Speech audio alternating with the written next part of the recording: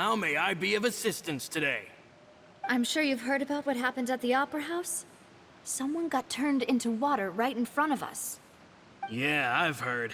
With something that dramatic, I'm sure journalists will milk it for all it's worth. And it'll be all the talk for the next several weeks. It also reminded me, on the day that the incident happened with my father, it was raining outside, and we found some clothes left at the scene. After my partner here put the dots together for me, I feel like we should try to reopen his case. Can you do me a favor and try to recall what happened that night? Let me think. Mr. Callis was feeling pretty upbeat that day. So he was drinking and bantering away with us at the table. After that, he told us that he wanted to go get some fresh air. So we let him go without thinking much of it. Who knew that we would hear 2 gunshots ring out right after? My first reaction was that Mr. Callis's life was in danger. So I grabbed my holster and made a mad dash toward the scene. But when I got there, it was already too late. Mr. Callis was standing over a dead body with a gun in his hands. All we could do was look back and forth at each other, not knowing what to say. So you also remember 2 gunshots then? Indeed. The guard said that the first shot didn't hit anyone, while the second killed Jacques. But I've never really bought that explanation. Reason being, Mr. Callis had left his gun on the table. I even made sure to confirm that before running to the scene. But according to the guards, that doesn't mean he couldn't have had other guns on his person. About the clothes left at the scene that you mentioned, do you think there was a third person there who was turned into water?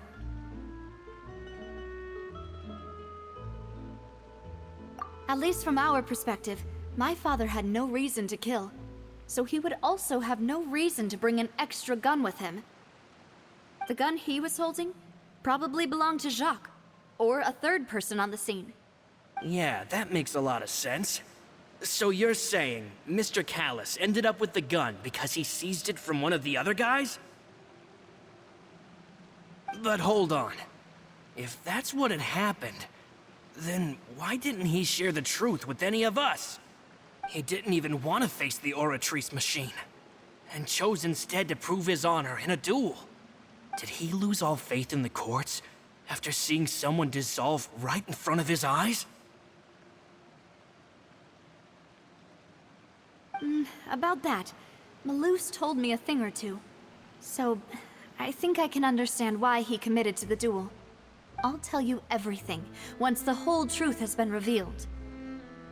I understand. Then I'll leave Mr. Callis's honor in your hands, boss.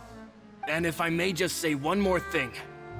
The whole Callis the Unfaithful epithet has been a thorn in my side since the day it was invented. Many people have laughed at me for still calling him Mr. Callis, even after so many years have passed. But it was Mr. Callis's trust that allowed me to rise through the ranks of Spina di Rosula and live the life I lead today, no matter what others might say. He'll always be the man I respect the most, and he'll always be my boss. Don't worry. I will definitely find the truth. You and all our other comrades at the Spina deserve to know the truth as well.